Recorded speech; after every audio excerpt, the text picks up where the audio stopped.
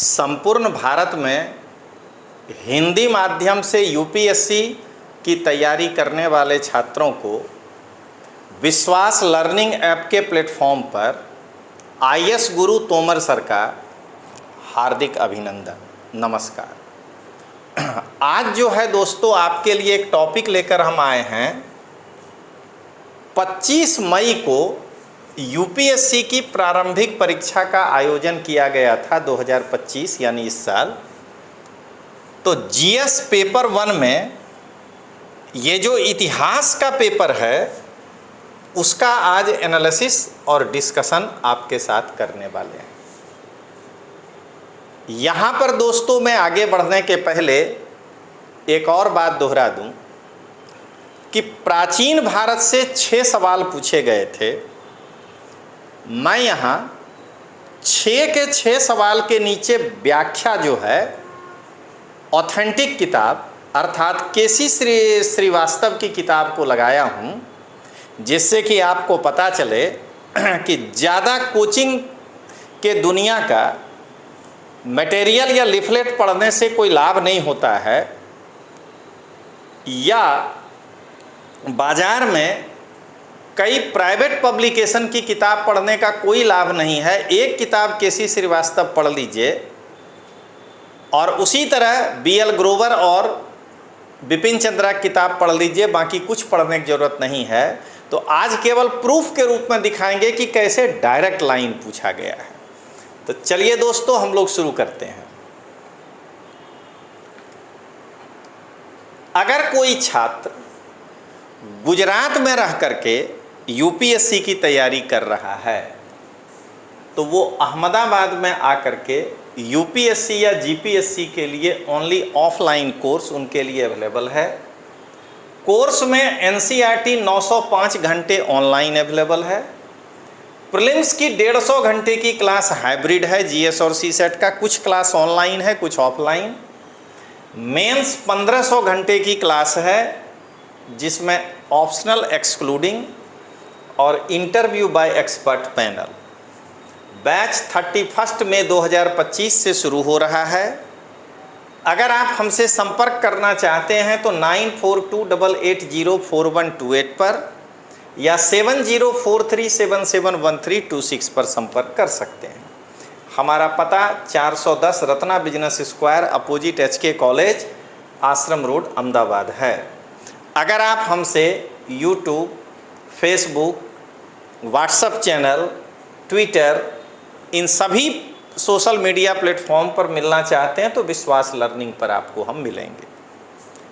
आइए अब हम लोग शुरुआत करें इतिहास के उन 16 प्रश्नों की। सबसे पहला है कि गांधी जी ने विख्यात वक्तव्य राजद्रोह मेरा धर्म हो गया है कब दिया था? ए चंपारण, बी दांडी में नमक कानून का सार्वजनिक रूप से उल्लंघन करने के समय, लंदन में द्वितीय गोलमेज सम्मेलन सेकेंड राउंड टेबल कांग्रेस में शामिल होने के समय, और भारत छोड़ो आंदोलन के प्रारंभ के समय। यदि हमसे पूछिएगा दोस्तों तो मैं तो आज भी यही कहूँगा कि इसमें जब गांधी जी को चौरी चौरा कांड के बाद यानी असहयोग के बाद गिरफ्तार किया गया था तो वे नवजीवन अपने अखबार में लिखे थे ये लाइन। तो असहयोग के बाद की घटना है, लेकिन एक बार गांधी जी दांडी नमक कानून में भी ये बात कहे थे। तो उस हिसाब से ये आंसर बी है कि दांडी में नमक कानून का सार्वजनिक रूप से उल्लंघन करने के बाद गांधी जी यही कहे कि अगर ये नमक कानून तोड़ना राजद्रोह है तो राजद्रोह मेरा धर्म है। तो उस हिसाब से ये सही है, लेकिन ऐसे बेस्ट तो वही होता कि वो जो असहयोग आंदोलन के बाद कहे थे। लेकिन अब जो ऑप्शन है जवाब उसी में खोजना है। अब आइए दोस्तों, मोहनजोदड़ो से प्राप्त नाचती हुई लड़की डांसिंग गर्ल नामक प्रख्यात नारी लघु मूर्ति किस पदार्थ की बनी? इंद्रगोप मणि, कार्निलियन, मृतिका क्ले, सी कांस्य और डी स्वर्ण। हम सभी जानते हैं कि इसका आंसर है कांस्य। लेकिन मैं आपको पहले ही बता चुका हूं कि प्राचीन भारत के सभी सवाल को मैं केसी श्रीवास्तव से लाइन बाय लाइन मिला के दिखाऊंगा। तो देखिए जरा इसके बाद कि किस तरह से, ये देखिए हमने ये लाल लगाया है उस किताब से, धातु मूर्तियां। पाषाण के अतिरिक्त सैंधव कलाकारों ने धातुओं से भी सुंदर प्रतिमाओं का निर्माण किया। मोहनजोदड़ो, चन्हूदड़ो, लोथल, कालीबंगा आदि स्थलों से धातु की मूर्ति मिली है। धातु निर्मित मूर्तियों में सर्वाधिक उल्लेखनीय मोहनजोदड़ो से 4.5 सेंटीमीटर लंबी एक नर्तकी की कांस्य मूर्ति है। अब इससे ज़्यादा क्या डायरेक्ट आपको सवाल में दिखेगा। तो बाकी और भी लिखे हैं, यह सुंदर और भावयुक्त है, इसके शरीर पर वस्त्र नहीं है, पैरों का निचला हिस्सा टूट गया है, बायां हाथ कलाई से लेकर कंधे तक चूड़ियों से भरा है, नीचे की ओर लटक रहा है, बहुत सारा चीज़ है। लेकिन आप देखिए डायरेक्ट क्यों अपनी ऊर्जा हम लोग 4 टेलीग्राम चैनल ज्वाइन करके दिन रात बर्बाद करते हैं। क्या कहते हैं, यूट्यूब में घुमा घुमा के कई जगहों पर जाके लेक्चर देखते हैं, उसके बाद जो है कोचिंग का लिफलेट लेते हैं, फिर प्राइवेट प्रकाशन का किताब लेते हैं। इतनी ऊर्जा में 4 लाइन में क्वेश्चन आ जा रहा है। अब आइए दोस्तों आगे, चौरी चौरा घटना के परिणाम स्वरूप बंदी बनाए गए लोगों को किसने विधिक प्रतीक्षा एक्चुअली लीगल डिफेंस प्रदान किया? चितरंजन दास, मदन मोहन मालवीय और कृष्णकांत, डॉक्टर सैफुद्दीन किचलू और ख्वाजा हसन निजामी, एम.ए. जिन्ना। तो देखिए इसको कैसे आइसोलेट करिएगा। मोहम्मद अली जिन्ना का कार्य क्षेत्र है बम्बई। बम्बई से ये चौरी चौरा के घटना में, और वो कब, वो भी चौरी चौरा के समय में, जिन्ना इतना बड़ा लोकप्रिय नहीं हो गया है कि वो देश के किसी भी भाग में जाकर के लीगल असिस्टेंट दे सके। सी.आर. दास तो पहले ही असहयोग आंदोलन के विरोधी थे, बाद में उनको मनाया गया था। तो यानी इस 2 में से कोई एक होगा। अब सैफुद्दीन किचलू और ख्वाजा हसन निजामी, इनका कार्यक्षेत्र पंजाब है, और इनका केवल और केवल नाम जो है वो रोलेट एक्ट के विरोध में जो रामनवमी का जुलूस निकाले थे और उसके कारण जो जलियांवाला बाग कांड हुआ था उससे है। तो मदन मोहन मालवीय एकदम बनारस में रहते हैं, चौरी चौरा कांड बगल में हुआ है। तो आंसर जो है, चांस है मदन मोहन मालवीय और कृष्णकांत, ये है उत्तर बी। अब आइए दोस्तों, निम्नलिखित में से किस एक घटना के उपरांत, चौथा क्वेश्चन, गांधी जी ने जो अस्पृश्यता का सतत विरोध करते रहे और सभी क्षेत्रों में से उसके उन्मूलन के लिए अपील करते रहे, अपने राजनीतिक और सामाजिक कार्यक्रम में हरिजनों के उत्थान को शामिल करने का निश्चय किया? पूना समझौता, गांधी इरविन समझौता, भारत छोड़ो आंदोलन के समय कांग्रेस नेताओं की गिरफ्तारी और भारत सरकार अधिनियम 1935 की प्रस्तावना। फिर देखिए, ये तो याद है लाइन हम लोगों को इतिहास में कि पूना समझौता है अंबेडकर साहब के साथ, जिसके बाद इन्होंने ये काम को शामिल किया। लेकिन ऐसे सोच के देखिए कि गांधी इरविन समझौता, इरविन से समझौता हो रहा है, उसमें वो कोई अपने देश का नेता नहीं है कि उसके साथ बैठेंगे तो हम लोग दलित उत्थान की बात करेंगे। भारत छोड़ो आंदोलन, इसका भी कोई लेना देना नहीं है। भारत सरकार अधिनियम का भी कोई लेना देना नहीं। भारत सरकार अधिनियम के विरोध में ही तो गांधी जी उपवास में थे, क्या कहते हैं, सेपरेट इलेक्टोरल के मुद्दे पर। तो बाद में पूना समझौता हुआ अंबेडकर साहब से, आंसर होगा ए। अब आइए दोस्तों, निम्नलिखित फलों पर विचार कीजिए, पपीता, अनानास, अमरूद। उपरोक्त में से कितने 16वीं और 17वीं शताब्दी में पुर्तगालियों द्वारा भारत में लाए गए थे? केवल 1, केवल 2, सभी 3, कोई भी नहीं। तो ये तो एनसीईआरटी का लाइन है दोस्तों, आप पढ़ के देखिएगा। पपीता, अनानास, अमरूद और काजू पुर्तगालियों ने 16वीं 17वीं शताब्दी में भारत लाया था। अब काजू ऑप्शन है नहीं, तो सभी 3, इसका आंसर होगा सी। अब आइए दोस्तों, इनमें से कौन आत्मसम्मान आंदोलन सेल्फ रिस्पेक्ट मूवमेंट के संस्थापक थे? पेरियार ईवी रामास्वामी नायकर, डॉक्टर बी.आर. अंबेडकर, भास्कर राव जाधव और दिनकर राव जावलकर। अब ये सब डायरेक्ट लाइन है किताब का। ये पेरियार रामास्वामी नायकर जी सेल्फ रिस्पेक्ट मूवमेंट से जुड़े थे कि हर इंसान को अपना एक रिस्पेक्ट होता है। तो अगर कोई व्यक्ति दलित है या अगर कोई व्यक्ति निचले जाति से है, सो कॉल्ड, भगवान के नज़र में कोई नहीं है ऊंचा नीचा, सब बराबर है। लेकिन सामाजिक तौर पे जिसको कहा जाता है तो उसका भी एक आत्मसम्मान होता है, तो उसके लिए ये आंदोलन चलाए थे। अब आइए दोस्तों आगे, राजा राम मोहन राय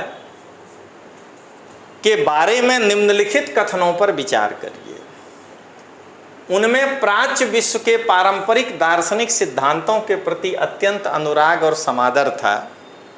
उनकी कामना थी कि उनके देशवासी तर्कसंगत और वैज्ञानिक दृष्टिकोण और सभी पुरुष और महिलाओं की मानवीय गरिमा और सामाजिक समता के सिद्धांत को माने। उपर्युक्त कथनों में से कौन से सही है? हैं केवल एक, केवल दो, एक और दो, ना तो एक और ना ही दो। आंसर है दोनों स्टेटमेंट सही है। क्यों?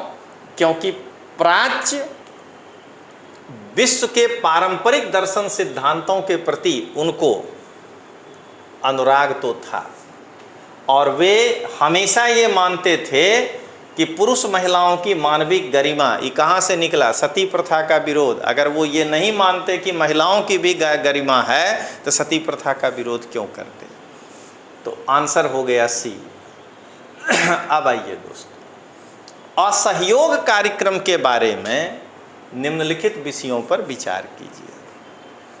न्यायालय और विदेशी वस्त्र का बहिष्कार, अहिंसा का कठोर अनुपालन, उपाधियों और सम्मानों का उनका सार्वजनिक उपयोग न करते हुए प्रतिधारण, विवादों के निपटारे के लिए पंचायतों की स्थापना। दोस्तों, आगे बढ़ने के पहले संपूर्ण भारत में कोई व्यक्ति कहीं रह रहा हो, अगर वो पूरे भारत का बेस्ट एनसीईआरटी क्लास करना चाहता है तो विश्वास लर्निंग ऐप सबसे पहले डाउनलोड करिए। ये क्यूआर कोड है और वहाँ जाइए, ये कोर्स ऐसा दिखेगा। 3,999 में 1 साल देखने को मिलेगा। पूरा डिटेल्स दे रहे हैं आपको कि इसमें इतिहास 6 से 12 तक 214 वीडियो है, 225 घंटा। भूगोल 6 से 12 तक 149 वीडियो है, 160 घंटा। सभी क्लास मैंने लिया है अकेले। सिविक्स 6 से 10 तक है, 92 video 100 hour. Economics 9 to 12 86 video 90 hours. Political science 11 to 12 90 video 100 hours. Sociology 11 से 12 27 वीडियो 30 घंटे। साइंस 6 से 10 150 वीडियो 170 घंटे। और आर्ट एंड कल्चर 11 12 29 वीडियो 30 घंटे। 837 वीडियो है टोटल 905 घंटे। तो आप जब एक बार इस कोर्स को करेंगे तो ही आपको पता चलेगा कि दूसरे क्लासेस के ऑनलाइन कोर्स से क्या फ़र्क है। इसमें ये 1 साल पूरा आपको देखने मिलेगा। 900 घंटा है, यानी पर डे 3 वीडियो देखिएगा तब पूरा होगा, क्योंकि 1 साल में 60-65 दिन अपने जो है छुट्टी त्यौहार मनाने में लगा देते हैं। आइए देखें, उपर्युक्त में से कितने असहयोग कार्यक्रम के अवयव हैं? केवल 1, केवल 2, केवल 3, सभी 4। तो इसमें चौथा छोड़ दीजिए, ये निपटारा वाला, तो बाकी सब जो है इसका आंसर है। अब आइए दोस्तों, ये मध्यकालीन भारत। सिंचाई में काम आने वाला अरघट्टा नामक उपकरण क्या था? एक घिरनी से खींचा जाने वाला चमड़े का बना पानी का थैला, एक बड़ा चक्का जिसके आराओं के बाहरी छोर पर मिट्टी के पात्र बंधे हुए थे, खींचते थे। बैल के द्वारा खींचा जाने वाला मिट्टी का अधिक बड़ा पात्र और सीधे हाथों से ही रस्सी द्वारा खींचा जाने वाला डोल इनय है। इसका आंसर है बैल से जो खींचा जाता था वो। कारण घिरनी से अगर हाथ से खींचिएगा तो कितना खींच पाइएगा। अगर बड़ा बड़ा पानी का बर्तन रख के खींचना है तो उसको 2 बैल 3 बैल से खींच सकते हैं। आंसर है सी। अब आइए दोस्तों देखिए, अब फिर आ गया प्राचीन भारत। तो यहाँ पर जो भी सवाल है मैं इसके बाद प्रूफ दिखाऊंगा कि कैसे डायरेक्ट लाइन केसी श्रीवास्तव से मिला है। प्राचीन भारत में इनमें से किस शासक ने मत्त विलास, विचित्र चित्त और गुण भरा उपाधि धारण की थी? ए महेंद्र वर्मन फर्स्ट, बी सिंह विष्णु, सी नरसिंह वर्मन फर्स्ट और सिंह वर्मन। तो आंसर है ए महेंद्र वर्मन। अब देखिए कि ये केसी श्रीवास्तव प्राचीन भारत का लाइन है। कैसे क्वेश्चन है देखिए, महेंद्र वर्मन फर्स्ट, सिंह विष्णु का पुत्र और उत्तराधिकारी महेंद्र वर्मन फर्स्ट 600 से 630 ईस्वी हुआ। वह पल्लव वंश के महानतम शासक में था।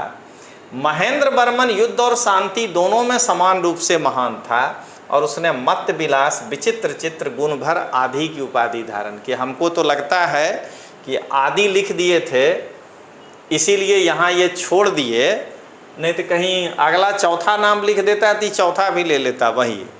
तो इसलिए कह रहे हैं कि ज़्यादा मत भटकिए। प्राचीन भारत में केसी श्रीवास्तव को बिट करना किसी के बस की बात नहीं है।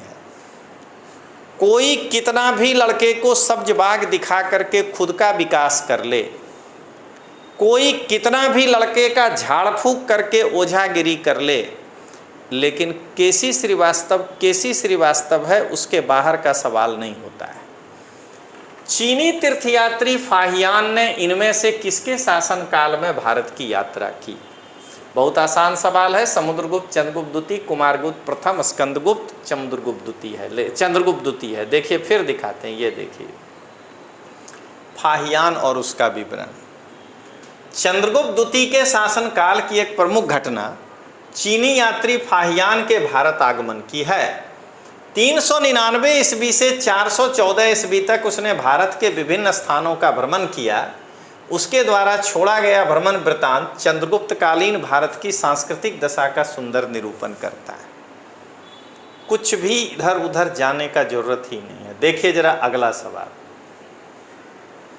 इनमें से किसने शक्तिशाली समुद्रवर्ती राज श्री विजय के विरुद्ध, जिसका शासन मलय प्रायद्वीप, सुमात्रा, जावा और निकटवर्ती द्वीपों पर था, एक सफल सैन्य अभियान का नेतृत्व किया? अमोघ वर्ष राष्ट्रकूट, प्रताप रुद्र ककातीय, राजेंद्र प्रथम चोल और विष्णुवर्धन होयसल। इस क्वेश्चन का ऑप्शन ही इतना आसान है कि सोचने का जरूरत ही नहीं है। चोल ही है। एक वो लाइन खाली याद हो जाए कि जिसने बंगाल की खाड़ी को तालाब बना दिया था, नीलकंठ शास्त्री का स्टेटमेंट, तो यही होगा। अगर यहाँ राजराज, राजेंद्र सेकेंड ऐसा कुछ होता तो भले सोचा जा सकता था।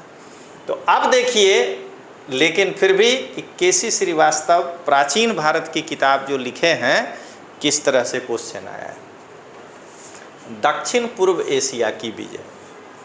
राजेंद्र चोल केवल भारतीय भूभाग में दिग्विजय करने से ही संतुष्ट नहीं हुआ। भारतीय उपमहाद्वीप में अपनी विजय वैजयंती फहराने के उपरांत उसने दक्षिण पूर्वी एशिया में सैन्य अभियान किया। देखिए अब क्वेश्चन एकदम लाइन, उसने श्री विजय राज्य को जीतने के लिए एक शक्तिशाली नौसेना भेजी।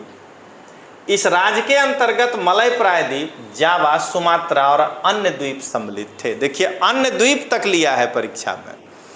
तो एक बार हम फिर छात्रों को कहेंगे कि अगर आप 2026 में एग्ज़ाम दे रहे हैं तो एक बार, इतनी बार तो धोखा हो ही जाता है, इतने लोगों का लिफलेट पढ़ने के बाद विकास होता नहीं है, झाड़ फूक के बाद भी कुछ नहीं होता है। तो हम तो यही कहेंगे कि एक बार आप जो है 1 साल प्राचीन भारत की किताब केसी श्रीवास्तव की पढ़िए। मैं अभी भी विद्यार्थी को कह रहा हूँ कि कोचिंग का काम गाइडेंस होता है, किताब लिखना नहीं होता है। ये जो भी लोग आपको ये बताने का प्रयास करता है कि हम ये किताब लिखे हैं पहले उसकी हैसियत ही नहीं है उस विषय की जानकारी की, क्योंकि एक सिंपल बीए पास उस विषय में वो ना तो पीएचडी किया है और मास्टर, वो लिख ही नहीं सकता है। वो हाँ कटिंग कर सकता है दूसरे किताबों से और उस किताब को बाहर कर सकता है। ये वही है पुराने गानों को रिमिक्स करने वाली बात। अब आइए दोस्तों आगे देखें। प्राचीन भारत के संदर्भ में निम्नलिखित युग्मों पर विचार कीजिए। अश्मक गोदावरी, कंबोज विपास, अवंती महानदी, कोसल सरयू। कोसल सरयू में है, सब जानता है। अश्मक गोदावरी किनारे हैं, सब जानते हैं। दिक्कत है कि अवंती और कंबोज है कि नहीं। तो अवंती हम अंदाज पर क्यों पढ़ें कि अरे महानदी तो उड़ीसा से गुजरती है। देखिए केसी श्रीवास्तव, उपर्युक्त में से कितने युग्म सही सुमेलित हैं, तो आंसर है केवल 2।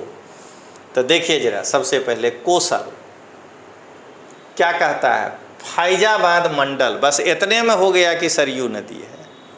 सई नदी से गंडक नदी के बीच में सरयू नदी ही बहती है। अब आइए दूसरा, देखिए डायरेक्ट गोदावरी नदी के तट पर है अश्मक। अवंती देखिए वेत्रवती नदी बहती है। तो अब ये बताइए कि इसके बाद कौन सा ऐसा चीज़ है जो आप इस आंसर में नहीं निकाल पाएंगे। अब अगर कोई विद्यार्थी यूपीएससी प्रारंभिक परीक्षा के लिए प्रीलिम्स का कोर्स 2026 के लिए करना चाहता है ऑनलाइन, तो विश्वास लर्निंग ऐप वो डाउनलोड करे और ये वाला कोर्स जाके ज्वाइन कर ले। इसमें विज्ञान 150 वीडियो है 170 घंटा, कल्चर 29 वीडियो है 30 घंटा, पर्यावरण 40 वीडियो है 60 घंटा, भूगोल 194 वीडियो है 225 घंटा, राज्य व्यवस्था 222 वीडियो है 250 घंटा, इतिहास में लगता है हमको, क्योंकि अभी ये कोर्स चल ही रहा है, 250 वीडियो होगा 275 घंटा। इकोनॉमिक्स में हम ये बहुत कम लिखे हैं, लेकिन 100 वीडियो होगा, ये कोर्स चल रहा है 150 घंटा। और साइंस टेक में 150 वीडियो होना चाहिए 175 घंटा, यानी 1135 वीडियो 1335 घंटा। यानी ये तो 4 वीडियो रोज देखिएगा तब आपका जो है एक ख़त्म होगा। अब 1500 घंटा मान लीजिए, तो 5 घंटा रोज पढ़िएगा तो 1 साल में ख़त्म होगा।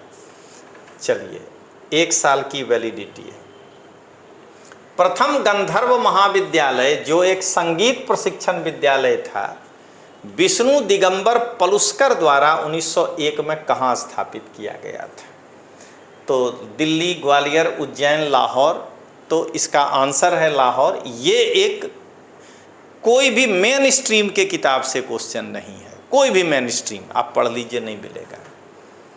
अब आइए, जैसा कि अशोक के अभिलेखों से ज्ञात होता है, प्रादेशिक रज्जुक और युक्त किस स्तर के अधिकारी थे? ग्राम स्तरीय प्रशासन, जिला स्तरीय प्रशासन, प्रांतीय प्रशासन, केंद्रीय प्रशासन। तो आंसर है बी, जिला स्तरीय प्रशासन। फिर ये प्राचीन भारत है, देखिए कैसे केसी श्रीवास्तव झंडा गाड़े हैं, प्रशासनिक अधिकारी। देखिए क्या लिखा है, अशोक के तृतीय शिलालेख में 3 पदाधिकारियों के नाम मिलते हैं, युक्त, रज्जुक और प्रादेशिक। पहले ही क्या लिखा है, ये जिले के अधिकारी होते थे, राजस्व वसूल करने, ये बाद में, पहला हो गया जिला का अधिकारी। अब आइए प्रादेशिक, देखिए जरा, ये डिविजनल कमिश्नर, संभागीय आयुक्त, तो वही जिला के से थोड़ा सा बड़ा। और तीसरा आइए प्रादेशिक, तो प्रादेशिक तो बता दिए, जिला से थोड़ा बड़ा। तो अब आइए, अब असहयोग आंदोलन के संबंध में निम्न कथनों पर विचार कीजिए। कांग्रेस ने घोषणा की कि सभी वैध और शांतिपूर्ण तरीकों में स्वराज प्राप्त करना उसका उद्देश्य है। इसे चरणों में कार्यान्वित किया जाना था, जिसमें सविनय अवज्ञा और करों का भुगतान न करना अगले चरण के लिए थे। केवल तब जब स्वराज 1 वर्ष में प्राप्त ना होता और सरकार दमन पर उतर आती। उपर्युक्त में से कौन सा कथन सही है? केवल 1, केवल 2, 1, 2 दोनों, ना तो 1 ना ही 2, दोनों सही है। क्योंकि ये वाला बात जो है भुगतान करों का नहीं करना, ये सेकंड चरण का था, प्रथम चरण में नहीं था। तो आपने देखा कि टोटल 16 सवाल इतिहास से पूछा गया। कोई लड़का अगर इसको पढ़ा होता, मान लेते हैं एक वो स्कूल कॉलेज वाला नहीं बना पाते 1901 में जो पूछा था, नहीं तो मुझे ऐसा लगता है कि 16 में 3 गलत हो सकता है, बहुत ज़्यादा अगर गलत हो क्वेश्चन तो आ गए 13, एगो और गलत हो जाए उस 3 पर 1 तो 12, यानी 25 मार्क, 24 से 25 मार्क जो है लड़का अगर इतिहास को ठीक से पढ़े तो कभी भी यूपीएससी में ला सकता है। तो चलिए दोस्तों, फिर देखते हैं हम लोग। तब तक के लिए जय हिंद, जय भारत।